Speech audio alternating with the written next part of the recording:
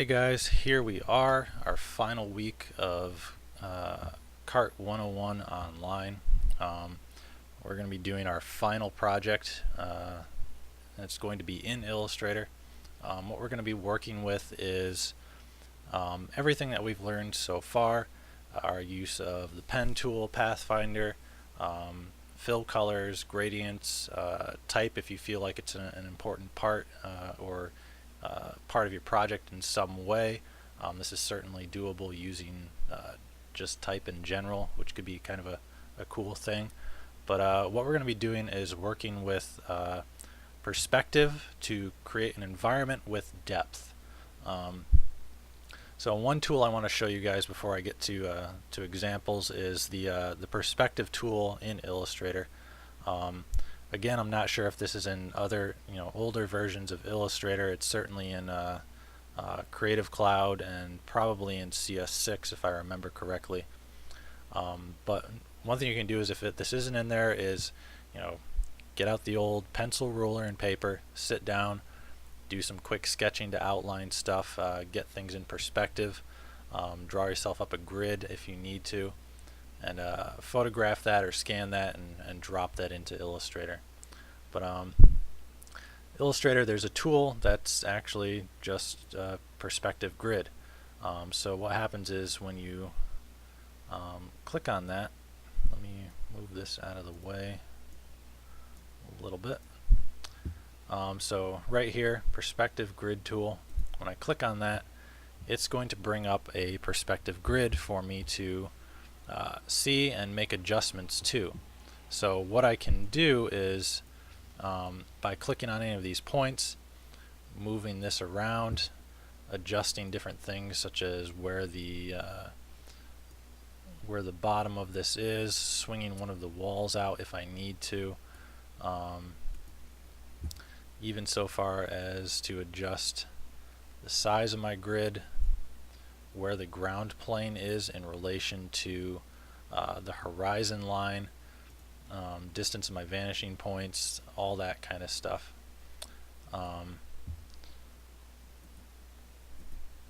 So what you can do is set this all up and then go through and make some adjustments and start actually just switching over to your tools and working and building your finished piece based off of what you see here.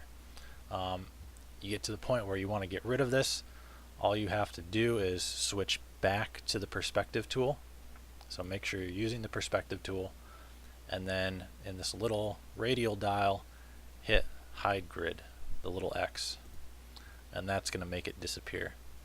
So what I'm going to do is I'm going to show you guys some examples of what I'm looking for.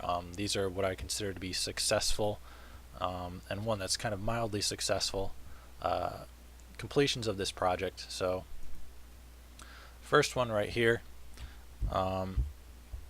you can see the grid is on right now, so you can see where she set this all up in terms of setting up her vanishing points. One is way off to the side, which makes for a nice little sort of leaving some of this scene to the imagination. So I'm just going to shut this off and zoom in.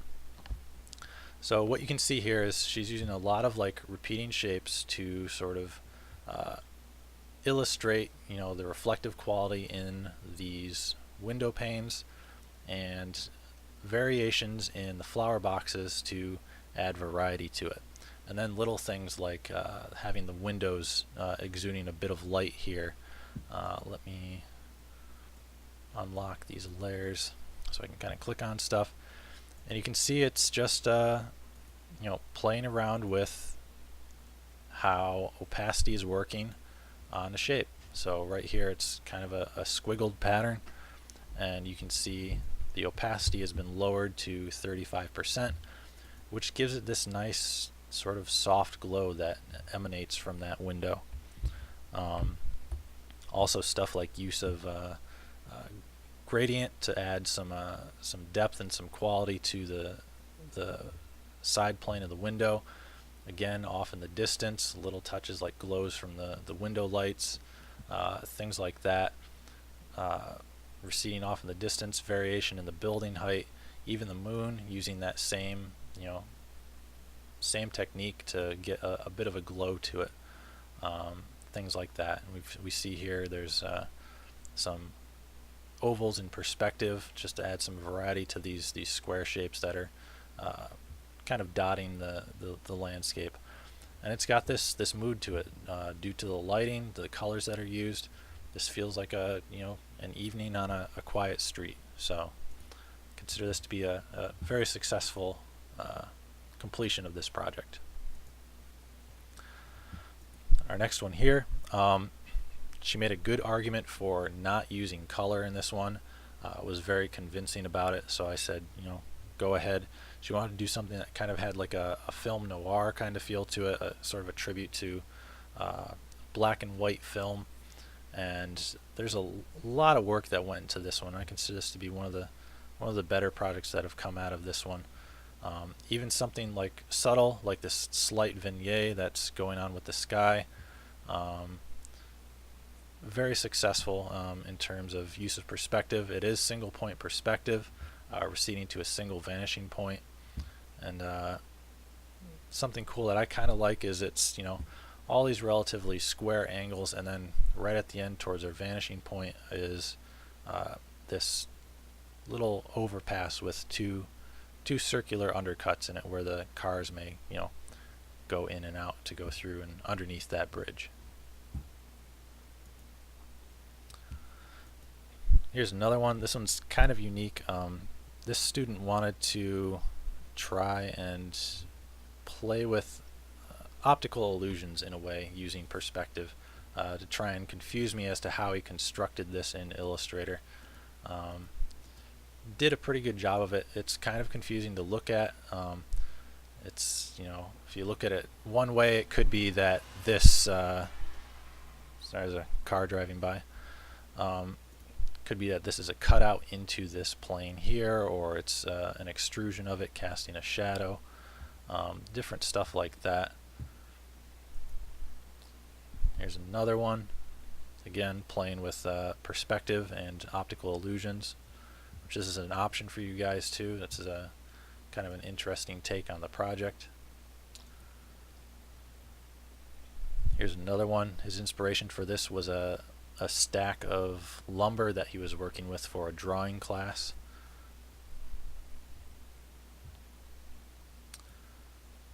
And here's one that's I don't consider it to be too successful in terms of its use of perspective to show depth, but I really like what she did with the color in terms of setting a mood, and it's got this kind of for me almost like a, I don't know, it could be either like a quaint little hallway to your an apartment, or it could be the scene for something like a horror movie of some kind. I'm kind of expecting this door to open and the monster or the bad guy to be kind of hiding right behind it, or ready to pop out and sort of scare the life out of the viewers. So not too successful in terms of its really pushing how far back into the scene we move, but I think a nice choice in colors to sort of set a mood and create an environment that sort of evokes one emotion or another. So this is what I'm looking for from you guys in terms of what a successful project will look like. We're going to post up a in-progress critique. This project is going to move a little quick, just so that way I can get things and sit down and grade things, take a look, and make sure you guys get grades up. Your initial posts will be due on the 25th, so make sure you have this completed by then and up. We're going to have an in-progress critique as well. Take advantage of that. Make sure you guys are posting replies, responses to your fellow students with a creative critique for them. And then all your final responses to the final completed project for this will be due on the 26th. So make sure you guys are on track with this. Really, get some good work in on it early on to get it nice and solid, get some feedback, and from there you guys should see grades up on Blackboard by, I'm gonna say, probably the 27th. You will see things up on there, so that this Saturday you'll have an idea of where you stand with the class as a completed endeavor for the summer session. Alright guys, it's been fun. I'll be seeing you around. Hopefully I'll see you in the art department. Have fun, and it's been a pleasure.